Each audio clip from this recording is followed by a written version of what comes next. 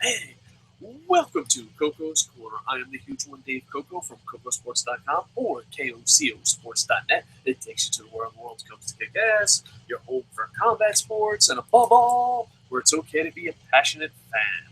And this is our weekly TNA Impact Wrestling review. And as always, we ask you win, loss, or tie. I'm going to give it a win. I enjoyed this Impact. But with that said, I'm a huge Royal Rumble nerd. I just love those type of matches on every level. I know they called it something else, but let's be honest, it's the fucking Royal Rumble.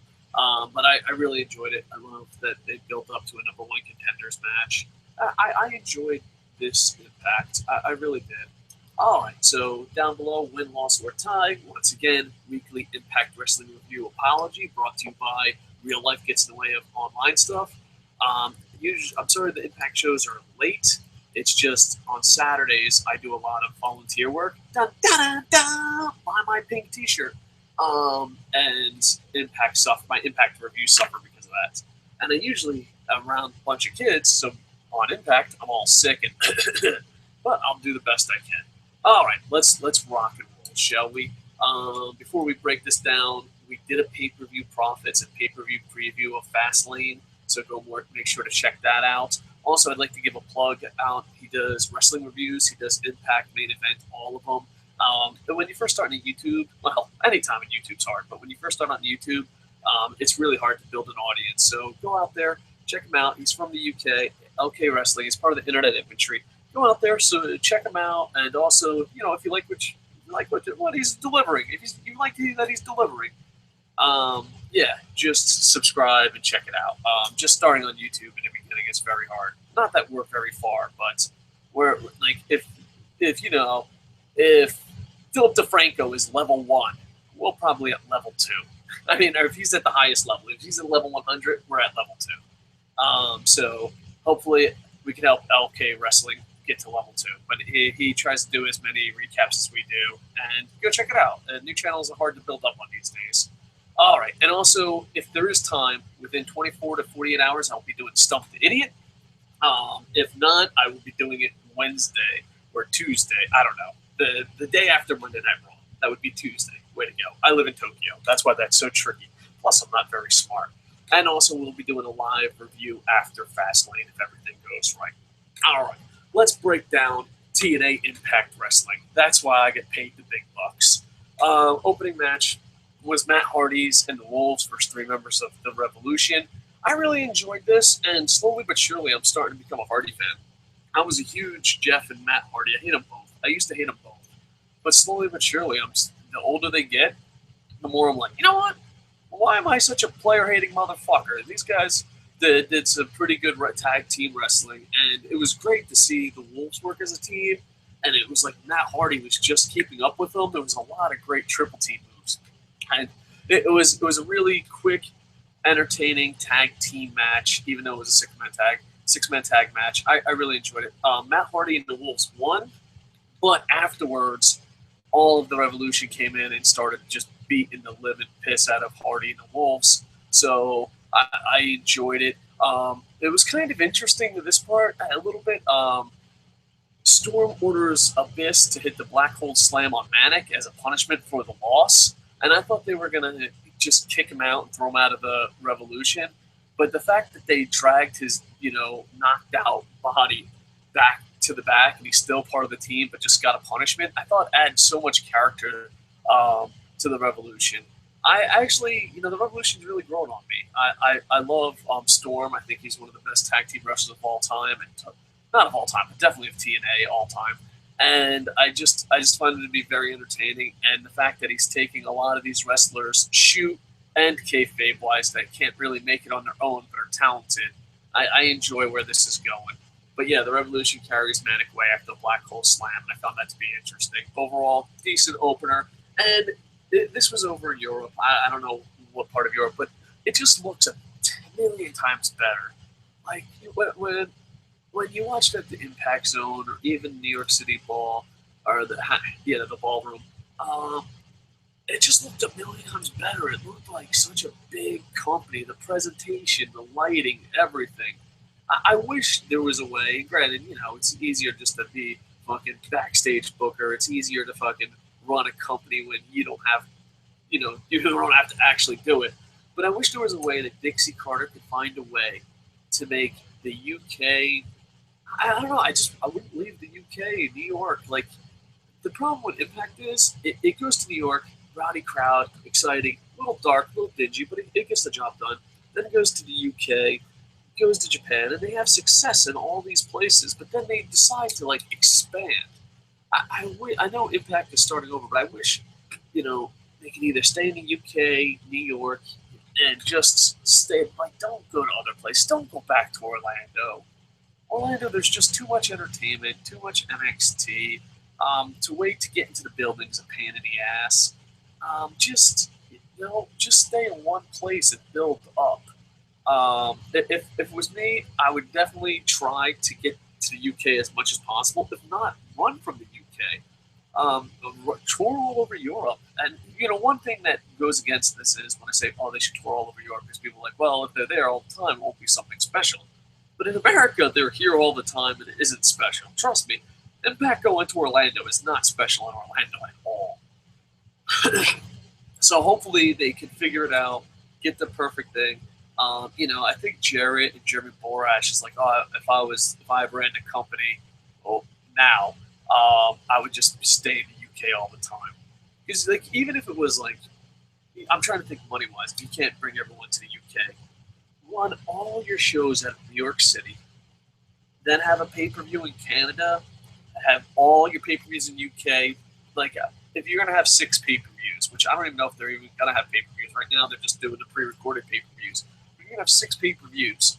Have one in Canada, have four in all over Europe, and then have one in Tokyo, or possibly take one of those European ones away and do New York. It's just sometimes you turn on Impact and you're like, what the fuck am I watching? Is this a fucking national company or a struggling indie? And then you turn it on with like this week, and you're just like, holy shit, this looks amazing. And the in-ring product, of course, is the most. But what I've learned for doing these reviews is a lot of people don't give a shit about the in-ring product. They're like, it's got shiny lights. Look at those fireworks. Look at those people. This is where I want to be. So I hope nothing but success for Impact, but it was just night and day. The crowd was into it. They were excited. And not only that, but it adds so much to the show. All right, back to the breakdown of the TNA Impacts. Boom, boom, boom. Next, you have basically a promo where Ethan Carter III comes out, starts threatening people.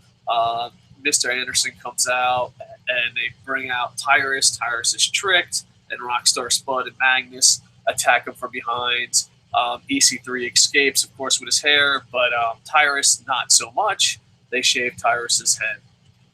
These are characters that I'm used to not always be a big fan of. I think EC3 is the best heel in TNA right now, and I wish that Bobby Roode would be the face and EC3 would be the heel, and that would be the main event money feud. Maybe they're building to that. I hope that's where it's going. But even I think Spud is on his game. The UK guys are in the game. But one guy that I've been kind of harsh of is Mr. Anderson. Mr. Anderson's had some really bad runs in TNA. And granted, it's only been 2 shows, but his characters had so much fresh air. It doesn't seem like he's just there for a paycheck. And it's only been 2 shows, but it's like a whole new Mr. Anderson. And hopefully he keeps it up. Because at one time, when Mr. Anderson was in WWE, I said, wow, he's going to be the next big superstar. I felt that. Like, if it was a blue chipper, I would have been like Mel Kiper with egg on my face for predicting this one wrong. But I thought for sure that Mr. Anderson was going to be, a WWE main eventer. I thought he was going to have one hell of a Hall of Fame career. And then, Randy Orton and drama backstage, all that fun stuff that, yay, makes wrestling fucking the most pity of fucking things sometimes. But, and then he came to TNA, and I was like, all right, fuck yeah, TNA. This is a WWE star that could have fucking made something. And just run after run after run, I was just like, dude, what a fucking bag of shit Mr. Anderson has become. I don't know if people share these views of me, but the same views as me. But that's what I thought. But the last 2 episodes of Impact, I just saw what I saw. That is when I thought he was going to be a Hall of Famer, superstar, the face of the company one day. I saw signs of that. I really enjoyed it. AC3 had a couple cheesy lines, but I still love him. We'll forgive him for that. But overall, the storyline progresses. There's less Jeremy Borash, and I love Jeremy Borash, but the less of Jeremy Borash and storylines, the better. And I enjoy it. See where it goes. All right, boom, let's go. Next segment.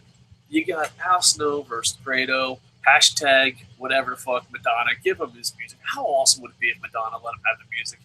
Grado's on Twitter right now, and let me see if I can actually find out what the hashtag is called. I apologize for my unprofessionalism and bad memory. This awkwardness is brought to you by Cocosports.net. Go there now. Buy a t-shirt. Yeah, everyone loves awkwardness. Boop, boop, boop. So, oh, here he goes. Boop, boop, boop.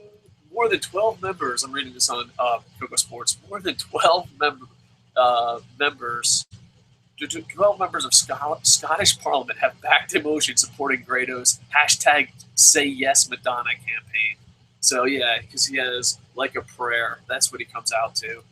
And I don't know, like I absolutely love Grado. Someone told me, like, hey, you got to check out this European company, ICW. I'm like, whatever, dude. What the fuck has the Europeans ever done since William Regal? And that's a little sarcasm there. I love the UK, but yeah, and it was just, it brings you pure fucking joy watching this guy. Now, I know some guys hate him, but obviously not the audience. The audience was completely behind it. And Al Snow, the older he gets, the stronger he gets. You won't like me when I'm old. He just, like, he's turning into the Hulk. They put on a decent match. Taz on commentary. I usually throw Taz on the bus, but Taz on commentary really put this over. I thought Taz and Josh, are doing a great job blending in together. And I think Taz, I don't know if he had heat with the professor or something, but it just seems like he knows what the fuck he's doing. He's not a stumbling fucking idiot anymore. And he did a great job putting over Al Snow in the Grado match, and I thought it was great. It was a feel-good moment. And I, you know what? I throw TNA under the bus when they book badly. I'm that guy. But I thought this segment was booked amazingly well. Grado's not the best wrestler in the world, and even us Grado maniacs, I don't know the lingo. Because some Grado fans could help me with lingo, but the fans ate into Grado. He's not the best wrestler in the world, but he's enjoyable, lovable. Just root for him. And he gets it, and then there's a special moment with Al Snow and him. Al Snow lifts his hands. People are cheering. It's going crazy. I hope they make Grado a cornerstone because as a former indie booker, if you can have a guy that gets that over and he doesn't have to win, that is the most valuable thing on your roster. That's the most valuable person on your roster. That's why it shocks me that 3MB was cut. Like they never had to win, and they were so over. Grado has that going for him, and then it's just booked so well that they have a match. The Grado wins. There's a special moment. The hometown crowd has a hero. It's a feel-good story. Then the beat-down Clan comes in the ring, beats the living shit out of him, and you're like, wow, feel-good story. Wow, the heel's getting heat. It was a very interesting situation. And then Drew Galloway makes the save, and he busted Low-Key up pretty bad. I was like, damn, that sucks. Low-Key looked legit pissed off, but I imagine getting a pipe across the coconut won't do that to you. And so that's pretty much it. I really enjoyed it. They had a small backstage segment, the Bromance and Angelina Love taking an Ussie. That's what they called it. It was just a selfie. But none of that mattered because when they walked away, Awesome Kong is just seen in the background. And I was like, fuck yeah, I can't wait to see more Awesome Kong. All right, so that was the feel-good moment of the show. Like I said, not exactly the best of matches. Next, you have Angelina Love and Taryn Terrell. It wasn't that bad of a match, but it was short. It did its job. Taryn Terrell wins, but the post-match, Awesome Kong comes out. beats the shit out of her, wants the title, and then Gail Kim comes out. And anyone that's been a TNA fan for a long time, one of the greatest women's matches of all time. And a lot of times I just drop off all time, but I feel that in this one. One of the greatest women's matches of all time was Gail Kim and Awesome Kong main eventing Impact as it was going off the air. And it was such a great match. You know that, but to the best of my knowledge, I could be wrong. But to the best of my knowledge, that's like the highest segment ever in Impact history.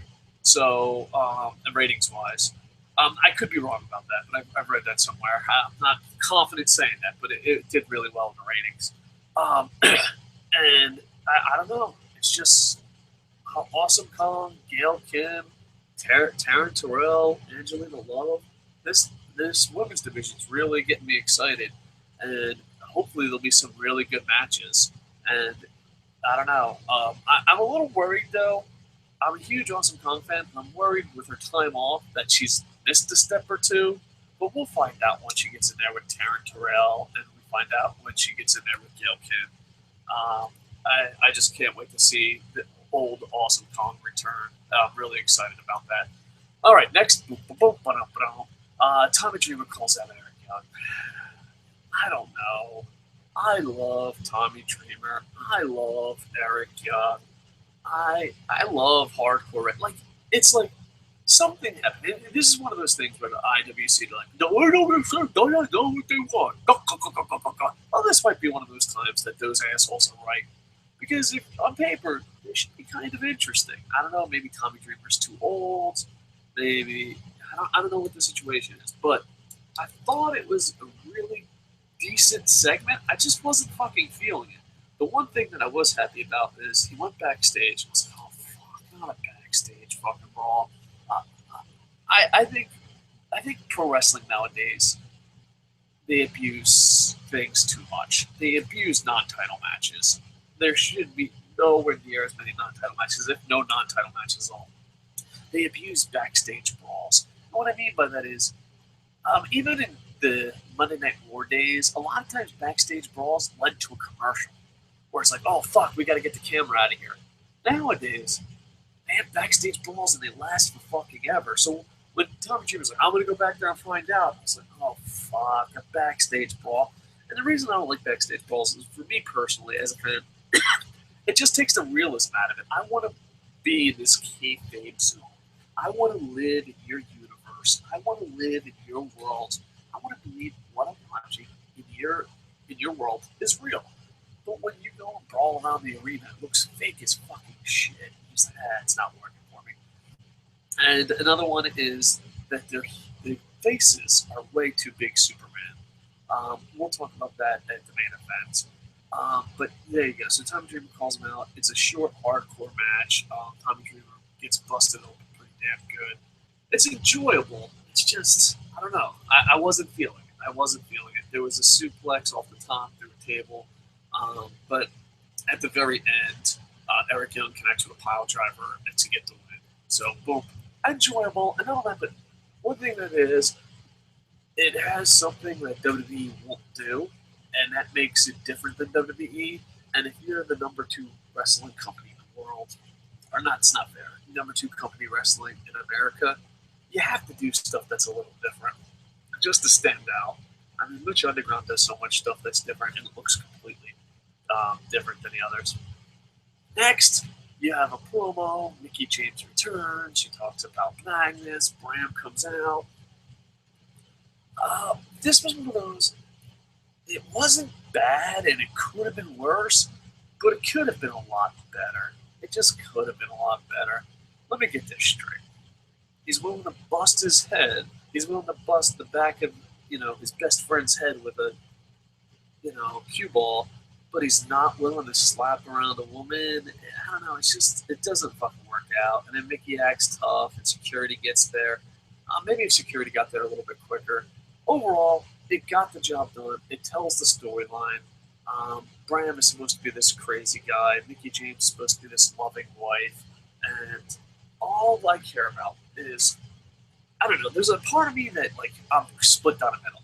There's evil, negative Dave. It's like, this is fucking horrible. Fucking shut the fuck up. And then there's positive Dave that's like, all right, that might not have been the best, but it's telling a story. And at the end of the day, if we can get back to 2013 Magnus, that's all that matters. Like, if at the end of the day, when he comes back from his concussions or whatever storyline, when he comes back and he's just old school Magnus, not back when he wore the fucking medal and shit, I don't know, but when he had his long ass title run before he got Daniel Bryan out of it with Eric Young. If we can have that Magnus back, I'm willing to push through this storyline. But at the end of the day, if we get just fucking, oh, the internet fucking hates me, they know nothing, and if we get that fucking Magnus, just have him stay home. I love Magnus, but oh god, was his last fucking run the absolute drizzling shits. Hopefully, we get the old Magnus that we all know and love, and just puts on great matches, heel or face, and he can be a hero. You know, because I always saw him as a European wrestling almost hero, and I just thought, like I even said, he was 2014 or 2013. I said he was the most improved wrestler of all time. 2014, I gave him the What the Fuck award for fucking just throwing his career away. You know, granted, a lot of it's booking, personal life, and shit. But I said this before. He should have just took the fucking year off. I know you got to get food and bills and shit. I understand, Magnus, but at the same time, holy shit, brother. Holy shit. I pray to Terry Funk that you are the Magnus that had a title. That you had to, you know, not losing the title where you went fucking batshit insane. No, just before that. We need Magnus to be rebuilt to what he was. But Nikki screaming at him, "You're nothing but a coward." She slaps him. Security's a bit late breaking him up. But there you go. Lashley confronts Angle in the most awkward confrontation ever. It's like, "I love you, and I hope we get to fight." Okay, I'm being sarcastic, but it was definitely awkward. Next is the main event. I really enjoy this match. I think this is what gives this a win. This is what, at the end of the day, when I turn off Impact, I'm like, you know what? Not too fucking shabby. Way to go, TNA. Give yourself a Barry Horowitz. I just love the idea of the 20-man #1 contenders Gauntlet. Let's just call it the fucking Royal Rumble. Can we do that? Are we going to be mad? Are we going to get TNA guys in the comments like, it's not the Royal Rumble. It's a 20-man number. It's the Royal Rumble. I actually enjoyed it. I enjoyed this. I even enjoyed this on the indie levels. It's ladder matches and Royal Rumbles. If you want to fucking, if you're like, hey, I want to impress Dave, throw on a decent ladder match and a fucking decent Royal Rumble match, you got me. You know what? You'll probably not get fucking any bad reviews from me. I like the fucking ladder match. I like the 20-man fucking battle royal fucking Royal Rumble thing. Bam! You got me. You sold me. I enjoyed your show. I really did this. I know that, but I used to be before I had to retire from head injuries, but just stay home because of medical reasons. I used to be kind of an SEO expert, more social media expert for like really big companies. And oh god, does that industry change so fast? But I think TNA did a lot of good stuff plugging their social media here. And granted, there's spoilers out there, and I wish spoilers would get on the TNA's official site and official Facebook page.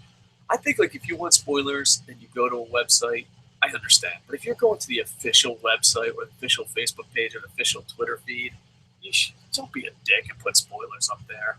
I mean, I know the WWE TNA thing, it's like the Democrat Republican thing, and you guys gotta fucking fight, but it's a dick move putting spoilers on the Facebook timeline of TNA. If we could stop that, that would be cool. Yeah. But I really enjoyed it. But one thing that they did was follow Dixie Carter, and we'll tell you who the next 5 are or something. And they made the rankings really matter, too. So there's a lot of good stuff TNA did on this show. Overall, wasn't bad. There's only one complaint I have of this. It's just American Pro Wrestling, it has this problem. I don't think Lucha Underground has this problem, but TNA, you have this problem. Just because you're the good guy doesn't mean you have to be Superman. Like when it was all of the Beatdown Clan, or 4 members of the Beatdown Clan, on 4-on-1 on Kurt Angle, I was just like, why? Why does he have to be Superman? You know what I mean? Like, sometimes it works, but here's the problem. I'm going to steal a line from The Incredibles. I haven't done this in a while. I love referencing The Incredibles in wrestling reviews. I haven't done this in a while. If everyone is super, no one is super. I just thought the 4-on-1 was very John Cena-ish. I love Kurt Angle. At one time, he was my favorite wrestler of all time, but he's disappointed me a little bit. But I still love him. He's probably my top 5 of all time. Maybe one day I'll do a show with my top 5 wrestlers of all time. But there was a time where Kurt Angle was fucking the cat's meow, and I still love Kurt Angle. I love him as just an athlete and pro wrestler. My claim to fame, I don't know if it's really a claim to fame, I was actually in the building. I had seats to watch Kurt Angle win the gold medal. I was there. I didn't know he was going to become a WWE superstar at the time, but I was excited. But yeah, so I'm a huge Kurt Angle guy, but the 4-on-1, it was like, wow, Royal Rumble match, wow, good show. To beat down Clan 4-on-1, it's just, if everyone is super, no one is super. And if I was a pro wrestling company, I would make sure that none of my guys were Supermen for a really long time. It's just, and it only works in pro wrestling. Like, you couldn't do that in comic books. I know we're using Superman as an example, but even Superman, like, it's weird. Wow, when I fucking read Superman comics, I'm like, wow, I wish Superman wasn't like John Cena. Like, it's ridiculous. The odds that they overcome and it isn't needed to tell a story. It's just very, very bad 80s action movies. It's like, wow, like Die Hard. You're like, wow, there's 4 terrorists, but he's by himself, or whatever. I'm not using exact numbers here, but there's only a few terrorists taking over the company, but he's by himself. How's he going to get through it? Oh my God, can he? That's exciting. But it's more like fucking a really bad Rambo retake. It's like, oh, there's 976 million bad guys, and they have a pea shooter. Dun dun dun! If everyone is super, no one is super. And this was such a decent Royal Rumble style match, and you just did a 4-on-1. I was like, what the fuck? But in their defense, at least Kurt Angle didn't fucking win. If everyone is super, no one is super. And the problem is with storytelling, let's say Kurt Angle beats all 4 guys. No one thinks Kurt Angle's strong. Everyone goes, wow, Beatdown Clan, bunch of fucking jokers. I'm so sad and depressed that Samoa Joe's going to not be on TNA anymore. I love and support you wherever you go, Joe. But yeah, fuck, man.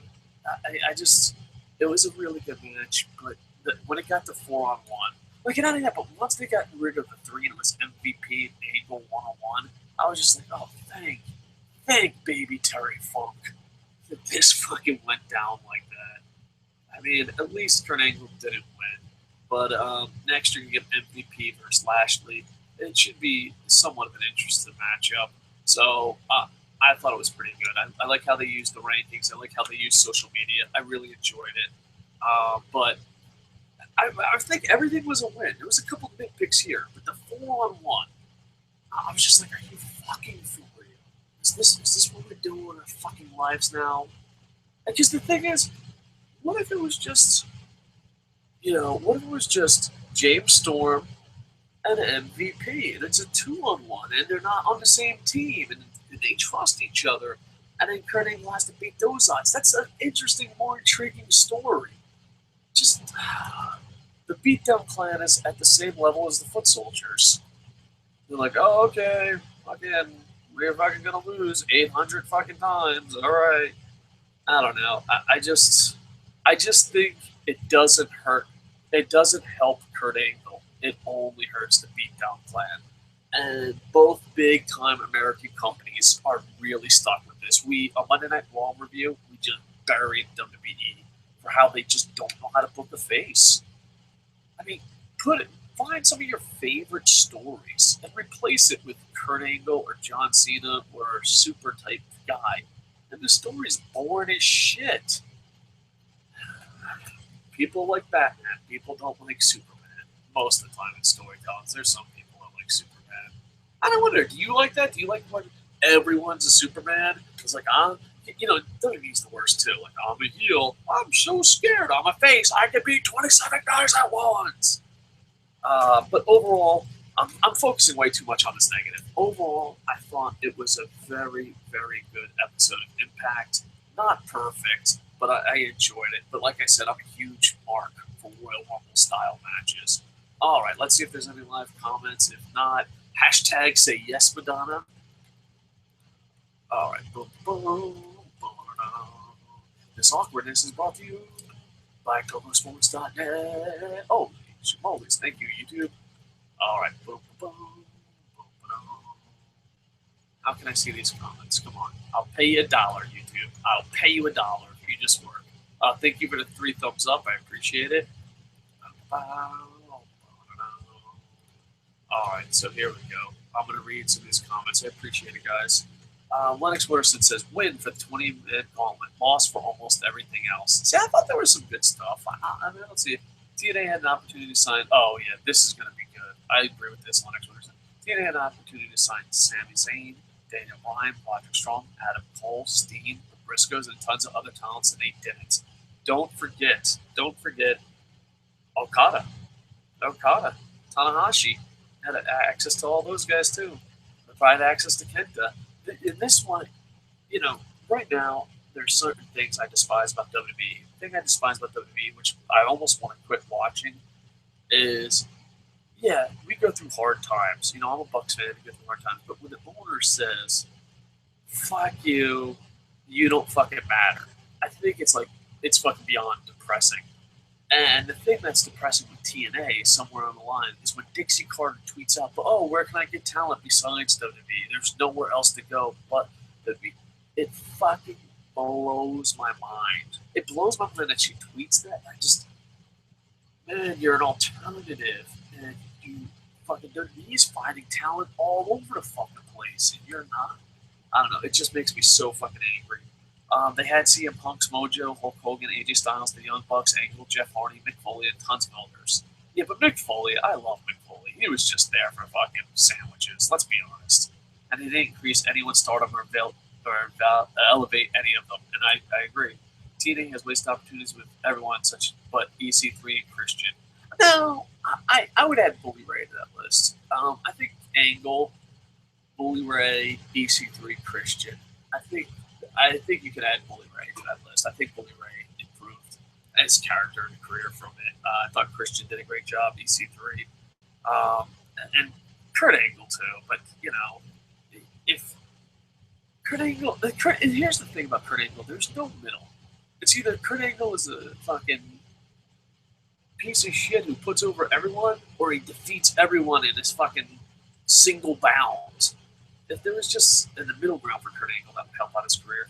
Everyone else is devalued while on the roster. Give New Japan, Pro Wrestling, Lucha Underground, or NXT half those chances TNA has had, and they all knock it out of the park. TNA needs to step aside. You know what, Lennox Wooderson?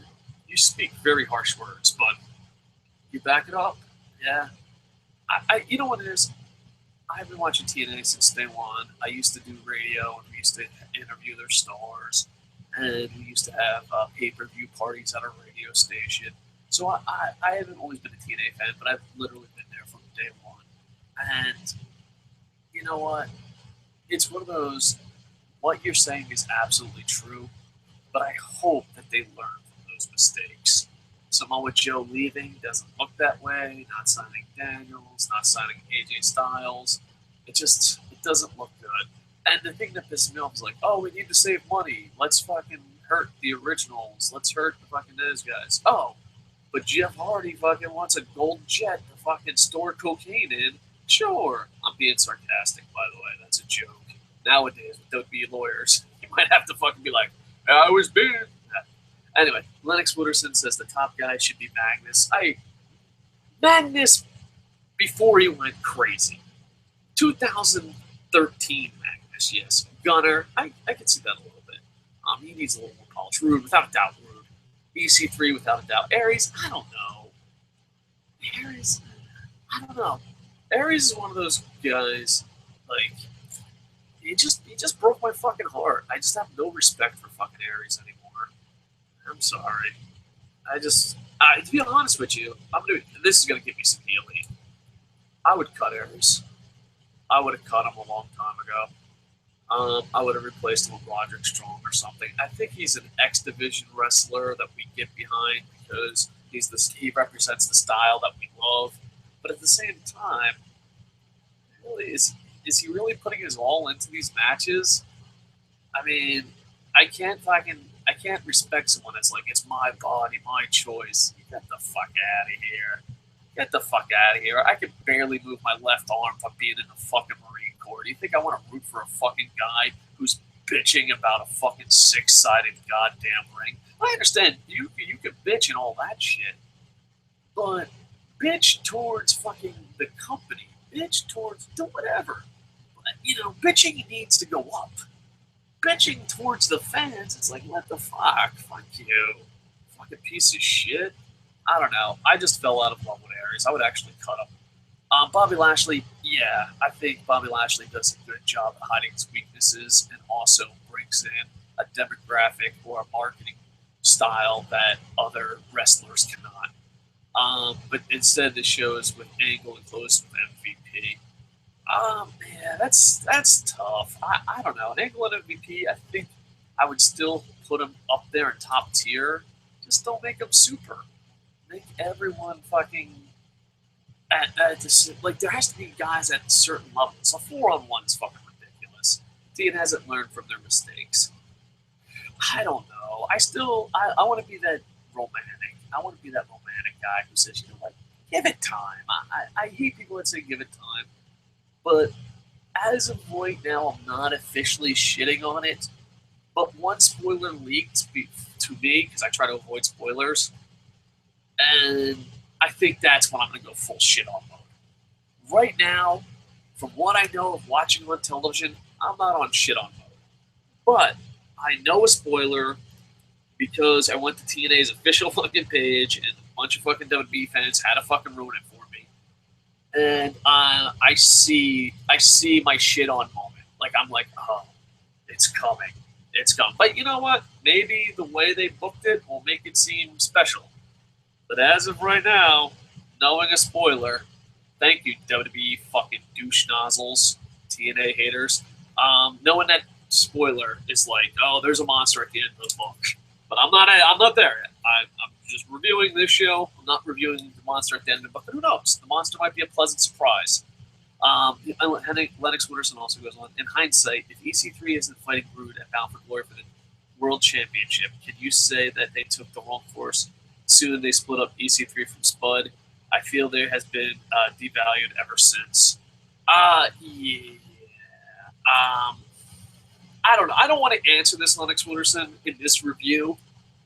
Come back in a couple weeks. I know a spoiler that I think I will be on the Lennox Wooderson Let's Shit on TNA bandwagon, but we give it time. We're reviewing this show, one show at a time.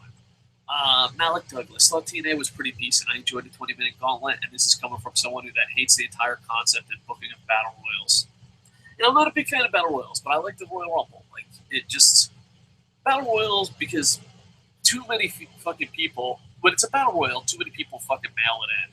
But a really good Royal Rumble booked right is enjoyable. I don't know. It's so weird because like you make a Royal Rumble type rules match. I'm like, fuck yeah, let's give this an opportunity. Let's see where this goes. And then you say it's a battle royal. I'm like, fuck you guys, I'm going home. But yeah, guess I'll give it a win since there was nothing incredibly terrible like Raw. Yes, yeah. I mean, if you're comparing the two companies, you have to give it to TNA. Also, did you hear about CM Punk getting sued? Yeah. There's a story on Cocosports.net about it. I guess I'll hit it up. I was thinking about doing a separate show, but I really don't want to get into a legal type show. I don't know. If CM Punk lied, he has every right to go at him. Where this gets wacky and it just becomes a PR stunt is, why is WWE doing a top story? If WWE is not involved, why are they putting a fucking thing? I think it's just a smear campaign, and I think it's a smear campaign for two reasons. One, why would WWE get involved? Why? Why would WWE get involved? It's a doctor suing the other guy. You're getting involved because you want to smear his reputation and fucking threaten him. And the second thing is the fact that Colt Cabana is connected in the lawsuit is fucking ridiculous. Is fucking ridiculous. That means when a host asks a question and their guest lies, and that's if you believe CM Punk's a liar, and I guess, that's up to a judge to decide. But if I interview someone and I'm like, hey, fucking, I don't know, Kurt Angle, what's going on? And he's like, you know what? My doctor fucking put a rocket launcher in my ass, and fucking it burns when I pee. And I'm like, interesting. Now I can get sued for that? Get the fuck out of here. It's a smear campaign. And the sad part is, rich people win sometimes with that shit. I think it'll be settled out of court. I just think they're trying to fucking ruffle some feathers. If CM Punk lied, then yeah, the doctor has a right to go after him. Is it good? I mean, I've had bad doctors, and if the doctor, I don't know, because a lot of people just all of a sudden, do I like the wrestler? Yes, then I agree with them. Or do I not like the wrestler? Yes, I agree with the company. I always say when it comes to situations like this, take away the WWE aspect of it and act as if you're walking into your real job. And then retell the story as if it was your real job. Be like, oh, well, this ex-employee is getting pissed off at the doctor's suing him, and we're making it public. And that's where being a monopoly helps. What fucking company would you want to work for? I know that, but I don't understand humans these days that just automatically take the side of, do I like the athlete or not? And if not, they're like, oh, the corporation's always right. The government's always right. I don't fucking grasp that. Like, if you're like, hey, I don't have enough details, or hey, this. The only thing that concerns me is why Colt Cabana and why make it a top story on WWE if it's not a smear campaign. If it's a legit fucking argument, why would you do? Wouldn't you represent that in court? You're like, it's so funny. They're like, I'm gonna sue CM Punk for ruining my reputation by ruining his reputation. Oh, okay, well, yeah, 1 + 1 equals what the fuck are you talking about? But yeah, it sucks that WWE is a monopoly because this is what happens when you have a monopoly. And you know what? John Cena, you can never, ever, ever, ever, ever, ever, ever, ever say you're for the boys again. Same for you, Undertaker. Let's say CM Punk is completely fucking lying. You still work for this company. That's still your fucking doctor. You're still supposed to watch out for your own. I watch out for the boys. I'm not a company man. This is the perfect example to stand up. Matter of fact, I was talking to Jerry, the editor, about CM Punk. You want to get Roman Reigns over? Have Roman Reigns tweet, this is wrong, and if you don't fucking drop the lawsuit, I'm leaving. Even if it's completely kayfabed, they're going to win over some fans. But WWE's old. They're a monopoly. They don't fucking grasp anything. But yeah, when it comes to the CM Punk situation, the Colt Cabana thing, the publicly smearing him thing, that's where I'm like, oh, this is a fraud. But you never know. There's horrible cases. Fucking one every day. Goddamn America land. But when it comes to you personally judging it, don't matter if you like or don't like the guy. It doesn't matter if you absolutely love WWE. When it comes to you personally judging the situation, what would you do if it was your workplace? Me personally, I would stand up and be like, hey, and that's the thing. Even if CM Punk lied about everything, I'd be like, well, yeah, you're going to sue him. That's fucking kind of shitty, but go ahead. But why is this on our website? What, John Cena's like, I'm for the boys. Yeah, you're the team leader. You're the locker room leader. You're for the boys. This is your chance to shine there, company boy. What? Has anyone checked in on John Cena's Twitter account? Yeah, bullshit. It's bullshit. But yeah, who knows? I mean, at the same time, the truth should be the truth, and you should sue for it. But at the same time, I don't think they have a case. But then again, people fucking win all the time. I'm just going to say, if you are going to pick a side, if you are personally going to pick a side, I ask you to, in your head, Pretend it's your workplace. Do you want to work there? Do you not want to stand up for something? Do you want to, you know what I mean? Because I think too many times people are like, I like CM Punk. I don't like CM Punk. I want to be a WWE superstar. Yeah. Hold on one second. I'll be right back.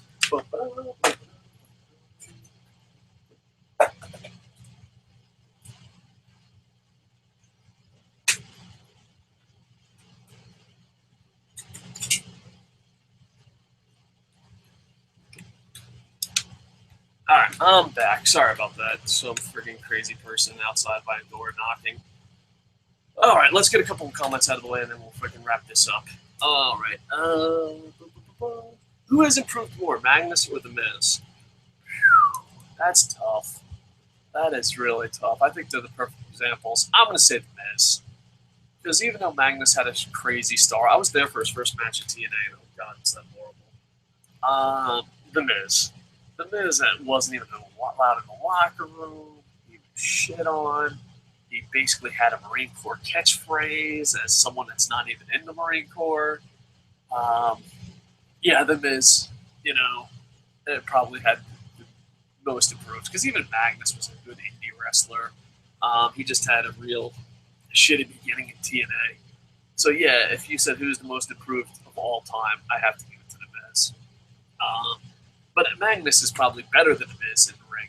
But I don't know. Both of them go through the ups and downs. But both of them, from where they started to where they are now, are crazy improved. Magnus is the most improved in TNA history. I Am Mikey says Loki get hit with a pipe in the side of the head. It was reckless. Drew was swinging for a home run. LOL. Yeah, I know that, but it's gonna suck to be fucking in TNA. And then what I say about that is that this WWE guy comes up, fucking smashes him in the fucking head, and he's probably getting paid 4 times the amount Loki's getting paid.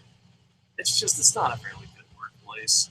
Loki legit wanted to fuck him up when the blood was pouring out. Dude was going to beat down the Beatdown Clan just to get back at Drew. Yeah, I mean, I don't know. It's one of those things like I'd rather be in a fight than a wrestling match. Because in a fight, you at least know the guy's going to beat the shit out of you. In a wrestling match, a pro wrestling match, you are trusting the other human being not to hurt you. You know, it's funny because like I used to do mixed martial arts back when I did. It was called No Holds Barred. Someone here is old, and people would be like, "Oh, well, if you did hand-to-hand combat training in Marines and you did No Holds Barred, you do it pro wrestling." And I'm like, I don't know. There's something tough about pro wrestling that they don't get credit for. And the thing is, you have to trust them. You know, when you're fighting in an MMA contest or in a legit fight, you don't trust the guy to protect you. You know, Loki trusted.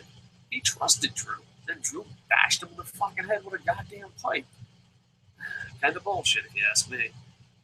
Ralph Morales says, if TNA isn't going to sign top indie talent, they should at least sign more young indie talent and develop them into TNA stars. I agree. I think the only time they bring in developmental talent is in the UK, or like because of UK boot camp, and also trying to get where they're very popular, saying, "Oh, well, we give back to your situation." But yeah, I don't know. I just think they don't have an eye for talent. I really don't. If it's like if you're not coming through a game show through the UK, you're coming through WWE. I mean, that's kind of interesting. Who? Maybe Austin Aries. Yeah, there's not many, because I was going to say, who didn't come from WWE or a game show and is not a TNA original? There's not many. I don't know. Before I make that statement, I should probably look at the roster, but from the top of my head, there's not many. Yeah, but I agree with you, Ralph. Thank you for the comment. I Am Mikey says, I love the fact that an alternative promotion is using the ranking system right. I like that too, yeah. A lot of promotions botch this way of booking your talent. I love the ranking system. I agree with I Am Mikey. Do you agree or not that TNA has made the World Championship the most prestigious title on television alternative market level? Yeah, I mean, if you're talking American television, I'd say. I mean, Lucha Underground, they just ripped up the title, and they brought in the AAA title, which a lot of wrestling fans would probably think is bigger. So Ring of Honor has always done a great job, but some people don't get that television channel. So I can agree with that statement. Um, Bruno Cavalier. I'll just call you Bruno. I'm sorry for slaughtering your last name. It's a shame WWE fans don't give TNA a chance. TNA has been so good since New York shows. I agree. They have been so good for the TNA shows. The problem with TNA is the how long they've been in business is working against them. And, Boom Boom, he's busting my balls on the Google Plus about reviewing TNA. The problem is a lot of WWE fans do give TNA a chance, but they had so much up and down, and it's hard. Like, because I have friends that don't watch TNA, and they're pro wrestling fans, and I'm like, hey, dude, TNA is improving, but it's like crying wolf. I don't know, and that's a good question. If you just watch these reviews, maybe we should ask about the me thing. If you gave up on TNA because they've had some fucking horrible, horrible booking times, how long do you go to give it back? Like, I think TNA would be better if it was just a brand new company, because then you're like, oh, let's give it a chance, like Jarrett and all that, and Lucha Underground. The problem is, I know so many fans that give TNA a chance, and they just done some horrible things. But then again, it's not like WWE is doing anything to wow you. Yeah, I wish people would give TNA a chance. The problem is, once it's cool to make fun of something, it's hard to break that trend. Like, you can never use the IWC term ever again because it's a fake terrorist group. And the same thing with TNA jokes and all that. Like, I have people that, are WWE fans that subscribe to our channel and go to, comment on our community, and they'll just make fun of TNA without even watching it.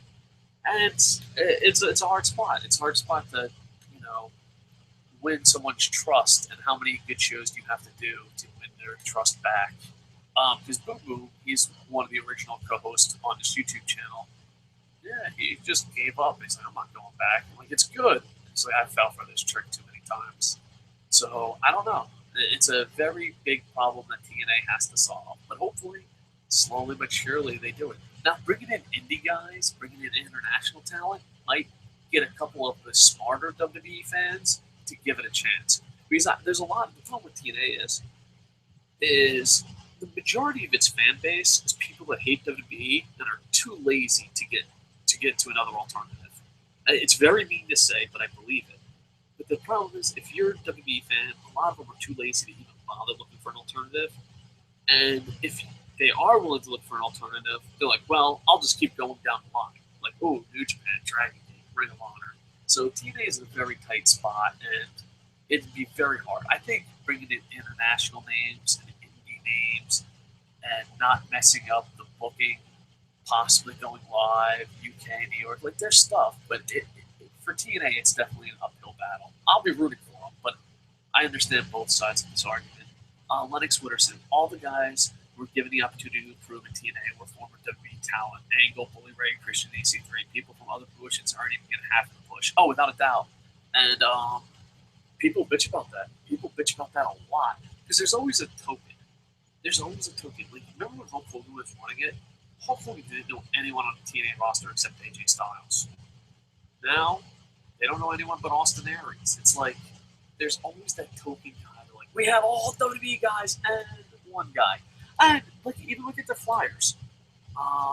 This was something that a lot of people made fun of TNA for, and it's a big mistake. But at the same time, they're doing the same big mistake over and over. But if you look at the TNA Flyer when they came to Discover America, there's Bobby Roode, the token TNA guy, and the rest were just fucking WWE guys. And it's always like one TNA guy and the rest are WWE guys. And I understand, like, Dixie's, like, her way of thinking, I think it's wrong, but her way of thinking is like, well, you can't get stars anywhere else. And if you're an alternative, you got to try to make stars out of something. And at least EC3 repackaged himself, Christian, yeah. So AJ Styles and Alberto proved there's life outside the TNA and WWE. Oh, without a doubt. And I hope more and more guys do that. I really do. Lennox Witterson says, I don't hate TNA. I have a love-hate relationship with TNA. It's one of those things, I hate them and love them, but I hope through hard times and tough love that they'll learn and improve. And hopefully those days are coming. It's just that after your heart breaks, gets broken so many times, you start to see the writing on the wall. Yeah. Malik Douglas, Colt Cabana got sued because he's hosting the information, which is absolutely crazy. This is like suing Apple because the podcast was on iTunes. Ridiculous. It is ridiculous, and not only that, but like if they win, you can sue anyone. Anyone. Like I understand. Hey, go after the truth. Go after the truth. Hey, I believe that. If you believe in your heart of hearts you're not in the wrong, go after the truth. But suing Colt Cabana is just fucking ridiculous, and it opens up so many things. I think they don't even give a fuck. It's just $1 million. I think they just want to try to smear his name. And the problem is, what if this was your doctor? Does this help his reputation? Like, to me, and this is just my opinion. I'm trying to think of it this way.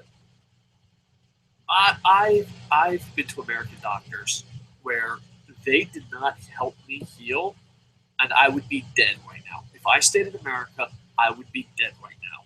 And the reason why fixing me wasn't profitable. So I came to Japan, I got healthy, and now if I give my opinion, I'm not a medical expert, you can sue me? And not only that, but if someone asked me about what I think happened, and I give my opinion, it's a really slippery slope that's fucking ugly, and it's that. But yeah, I think the fact that they put it on WWE and they put it on, they're also trying to sue Colt Cabana is just ridiculous. Great point, Malik Douglas. And all that, but what if it was your doctor? Prior to this lawsuit, I'm like, oh, well, it's just an angry client. Hey, you can't make everyone happy. I understand. What, you're suing him and his friend? Yeah, no, I'm good. I'm going to go get a second or third. I'm moving to Japan. Good luck with that, pal. But yeah, it is just ridiculous. Me and Jerry were arguing about it forever, but it really just comes down to what the judge feels. Is the judge going to worship corporations? I honestly think it's going to be settled out of court, but we'll see. But the red flags for me as a person is they put it on WWE.com. Why? Why? If you're the doctor, why? Why put it on WWE.com? And the second red flag is I'm going to go after Colt Cabana. I'm pretty sure Colt Cabana was just sitting there doing absolutely nothing. It's a podcast. It's a very ugly world. But it's bullies. Like WWE went earlier. WWE doesn't bother us now. Knock on wood. They probably might now, but WWE doesn't bother us. But before they would bother us. And sometimes WWE goes to a website, goes to a publication, goes to a radio show, and has a legal document. And then they argue with you, and they're WWE, so you're scared. I remember WWE came after us twice, and both times were like, no, that's not fucking true. And one time WWE, they came after us and said, you can't do that. And we're like, no, here's the law, we can do that. And then they were like, oh, if you could do us a favor, this is their legal team saying, if you could do us a favor and not tell other people, because most people don't know the laws. And I'm like, so you basically just go around to media companies, threaten to sue them, and they just back down. That is your media. Lennox Wooderson says, WWE uploaded a video of now I'm going to get sued. I'm going to be on the front cover of WWE.com. Can you prove that? WWE uploaded a video of CM Punk's ass from a million angles during the Royal Rumble. I haven't seen the video, but everyone keeps talking about Lennox Wooderson to prove that he didn't have a lump. Why Punk just went to Open Anthony, just pulled down his pants and showed a scar. WWE looks really pathetic, and Cabana and Punk can counter sue. Yeah. It's just fucking ridiculous. I wish life was fair, but it's not. And I'm saying if CM Punk lied, then the doctor has every right to sue him to fucking clear his name. But do you have a right to sue Colt Cabana? All right. But the thing is, anyone that's ever studied law, I was actually going to be a lawyer, and money wins. Money wins. It's just money wins. We'll see. What are your feelings going into Fastlane? I think, and this is just me personally going into Fastlane. I did a pay-per-view profit. There'll be maybe I'll put a link down in the video. If not, just like, comment, subscribe, and check out our other shows. I think Fastlane has to be a really good pay-per-view. I think with Vince McMahon saying "fuck you," the fans always come back. I mean, it's got to the point now it's depressing. For pure pro wrestling fans, you see WWE as a last place team, and then you see the owner saying "fuck you." There's nothing you can do about it. We'll always be in last place, and it's just like, all right, this is fucking depressing now. I hope Fastlane is going to be a good pay-per-view. This is the closest I've ever come because our New Japan reviews are getting more higher views. New Japan World people have access to it. This is the closest I've ever thought about just dumping the WWE product on our channel and just do New Japan and products I like. But then again, are you really a review show if you're only reviewing products you like? But this is the closest in a really long time. I'm a passionate fan. I sat through it all. I am. I'm a Bucks fan. I'm a Rays fan. I'm a Lightning fan. I watch WWE, WCW through thick and thin, ECW. I'm just a fan. I want to be there for the good times and the bad times.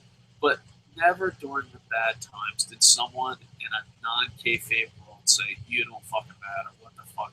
You know, like if I called the Bucks right now, you know, like I use this example. When the Devil Rays were in last place, you know, the Devil Rays weren't always the powerhouse they are now. When the Devil Rays were in last place, they had an outfielder named Bubba Trammell. And we love Bubba Trammell. They are, you know, we had season tickets. We cheered for Bubba Trammell. He was the only fucking highlight of the team. Like, he's the only thing that brought us joy that year. And they traded Bubba Trammell, I believe, to the Padres. And I called up, and I was pissed. I was fucking legit pissed off. I was like, "Fuck you, I'm never getting fucking season tickets." And, you know, a lot of times it's just letting steam off. Sometimes, you know, like if you have something shitty, just letting steam off is good, you know? But never once when I was talking to this Devil Ray employee fucking screaming how, you know, fucking fuck your organization and your stadium and fucking, you know, this whole time I'm just ranting and raving. I'm just so fucking angry because you're a passionate fan. I know nowadays being passionate is considered being crazy, but especially in wrestling, it's so weird. Like, you know, I remember going to Jerry Sagg's Super Bowl party, name dropper, and someone flipped the fuck out when the Bears lost the Super Bowl and started throwing Sagg's furniture into the fucking bay. And, you know, that was considered normal. It was like, oh yeah, fucking favorite football team lost. That's why fucking Sagg's furniture's in the fucking bay. Yeah, that makes sense. But yeah, like it's weird. It's if you're a sports fan or a soccer fan or a football fan, being passionate is acceptable. But being a wrestling fan, you're like, you're a fucking idiot. And not even that, but like, no one's throwing furniture into a bay over fucking Raw. Not that I know of. That would make a good YouTube clip. But at the same time, it's just fucking sad. Yeah, so hopefully Fastlane is good. I think they, you know, I think they have to. It's a free month. It's going into the pay-per-view, so I think Fastlane has to be good. All right. Thank you for the 5 likes. I appreciate it. I'm going to do this one more. Oh, there's some spam comments. Oh, there's a lot of spam comments. All right. I'll go through the spam comments and we'll go. I'll check it out on Kocosports.com or .net or .whatever. Thank you, Malik Douglas. Kocosports, don't do it. All right. I am Mikey. They put like 20. TNA officially scouted many indie talents during last weekend's 1 hour, pay-per-view.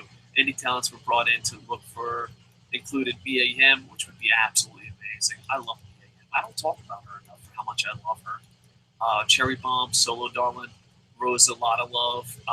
Rosa Lotta Love actually worked for my promotion before. She's a very, very sweet person.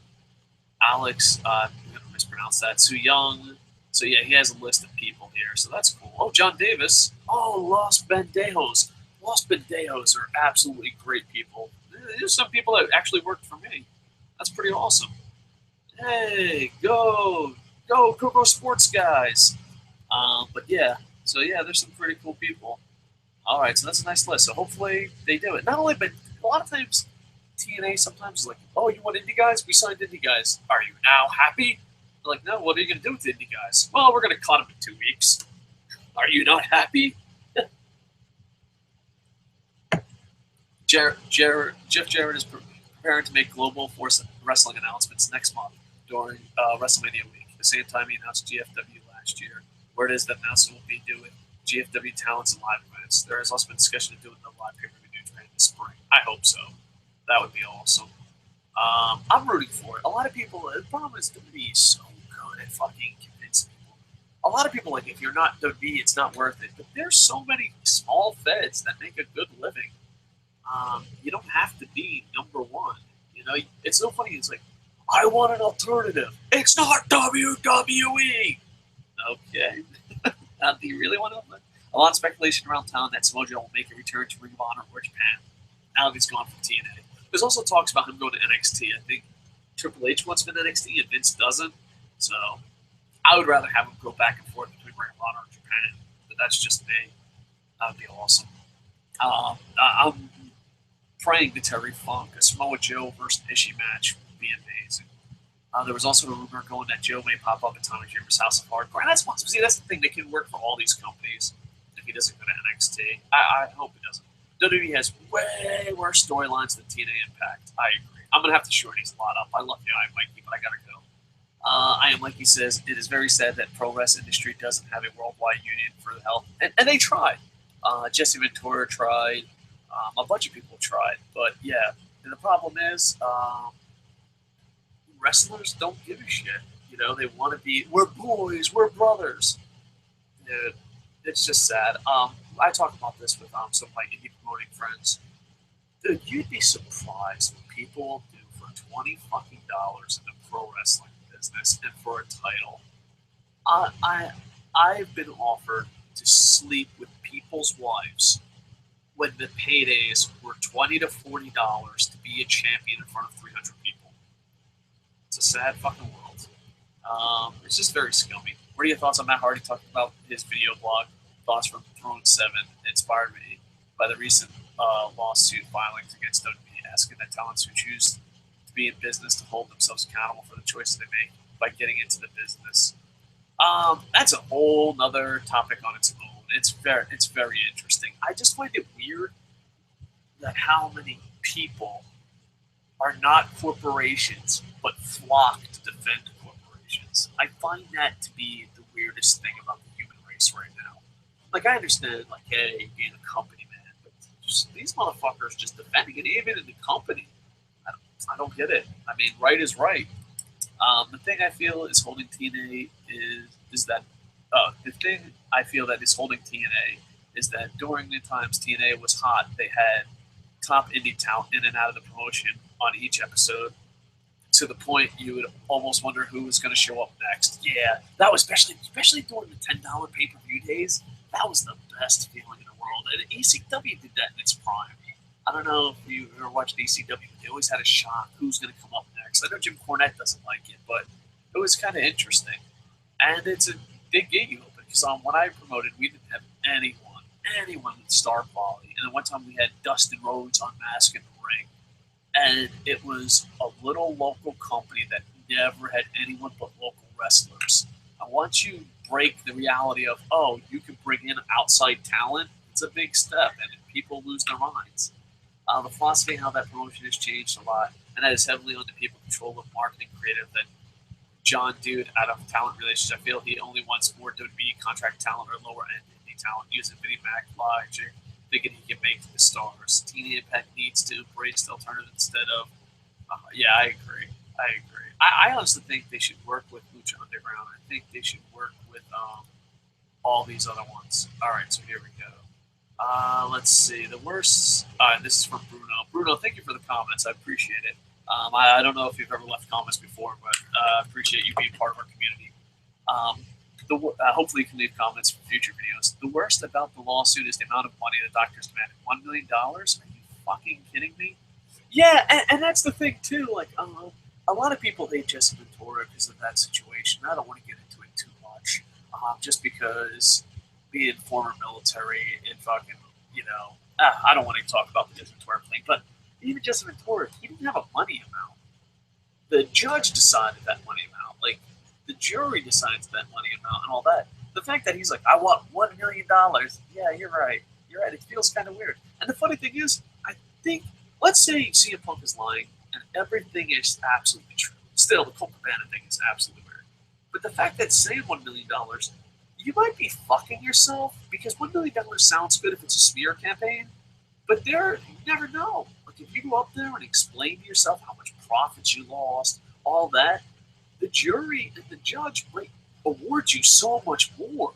There's so many lawsuits that happen, and they're just like, I didn't expect to win this much money, but fuck it, I won. Why not? I think like that's another factor that could be a smear campaign, just because like there's a good chance if you put a big enough defense and you have a big enough defense and you put on a good show, which WWE will put on a good show. And for those who are like, oh, WWE's not involved with this. Okay. Sure they're not. Yeah. But they're gonna put on a good show. There's a good chance they can get a hell of a lot more money than $1 million. I don't know, but yeah. I don't know. There's questions I have. I think the Colt Cabana thing is the worst though. It's like, are you fucking for real? I don't Why not stop there? Where does Colt Cabana host the podcast? Go sue Apple. I'm sure they put it on iTunes. Go sue Apple. Did they put it on fucking YouTube? Yep. Go sue YouTube. Go sue Google. Fucking dude. Go sue the goddamn internet. Yeah, but that's the world we live in. Carlos says, is Lashley versus MVP match next week the first time there's going to be a major wrestling title match between two African-American wrestlers? Wow, that is a great question that I have no idea the answer to. I have the worst memory in the world in the story. I might actually save your comment and look it up off air. Boom, that is a great question. I'm going to say I have no idea. But if it is, hopefully Taz mentions that's very interesting. I don't have the answer for that, and I do apologize. But let me see. Boom, boom. I saved your comments. So thank you for the awesome question, and I apologize I don't have the answer, but that is a great question. All right, please keep the questions coming. I'm going to try to do a Stump the Idiot either within a couple hours or Tuesday. So, and we will be doing Fastlane afterwards. Also, check out LK Wrestling. He's another YouTuber. He's just starting out, or he's not just starting out. He's been doing it for a while, but he's still at stage 1 of trying to become a YouTube star. We're only at stage 2, but if we can help other people, let's see if you check it out. He's from the UK. He reviews a lot of shows like we do. And yeah, also do pay-per-view profits. If you haven't, like, comment, subscribe so you can be part of our community. And yeah, I think that's it. Oh, Kocosports.net. And if you really want to help us out, this isn't what you do. You're like liking, comment, subscribing. It isn't enough. All right, if you really want to help us out, please check out Kocosports.net. There is a T-shirt up there. I know it's hard times. I'm a horrible salesperson because I just know, it's just hard times for everybody worldwide. But if you can afford it, the T-shirt's pretty sweet.